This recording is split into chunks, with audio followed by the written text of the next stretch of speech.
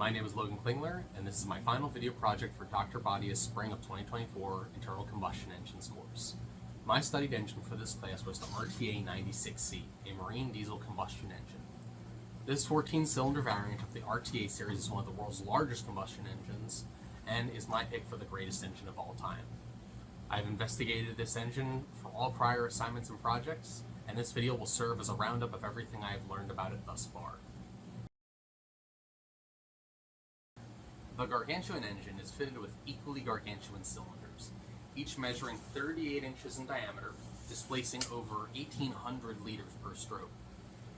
Ignition is achieved by the compression of pre-cooled turbocharged intake air to 650 degrees Celsius, a number I calculated through Gay-Lussac's law.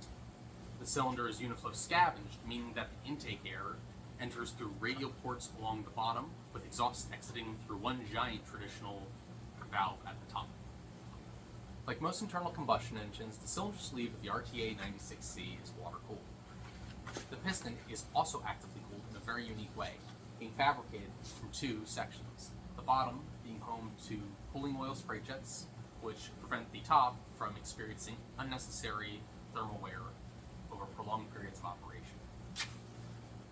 For this model of the engine, all 14 of these specialty cylinders produce over 25,000 liters of displacement per cycle, with a max operating speed of 102 rotations per minute and a mean piston speed of 8.5 meters per second. In each cylinder cap, there are 3 hydraulically actuated fuel injection valves. Wärtsilä has intensively refined their spray pattern to increase combustion efficiency, decrease average wall temperature, and avoid carbon deposits.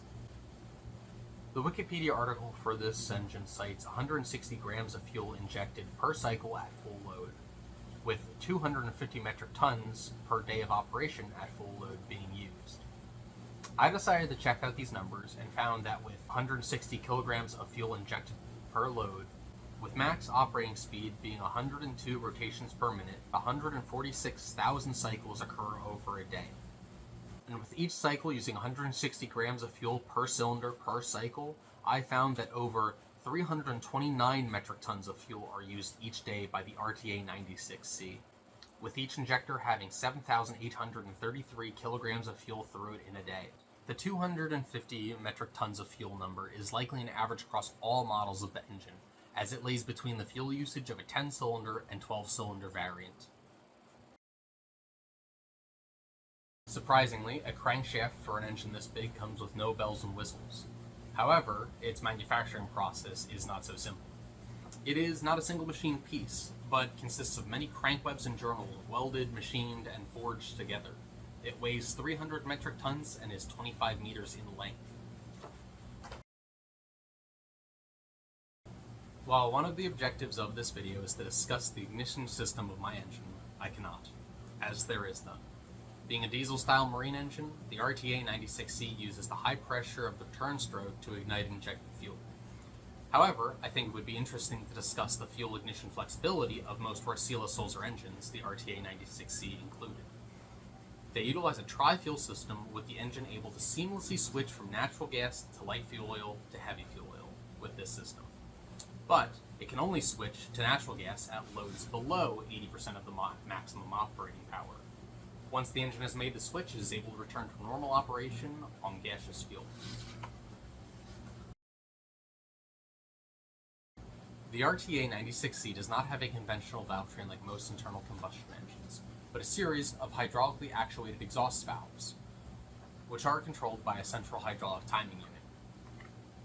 This allows the timing of the exhaust valves to be optimized based on engine load or operating conditions. This is identical to how most other cyclical processes in this engine are regulated, such as the fuel injection valves and the tri-fuel system.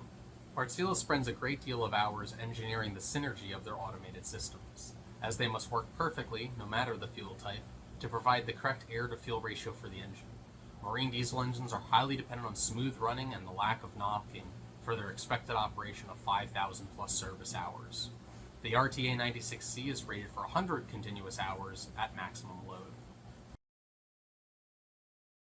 A constant pressure, electrically driven blower system is responsible for delivering the intake air to the cross-flow scavenging ports at the bottom of the cylinder volume.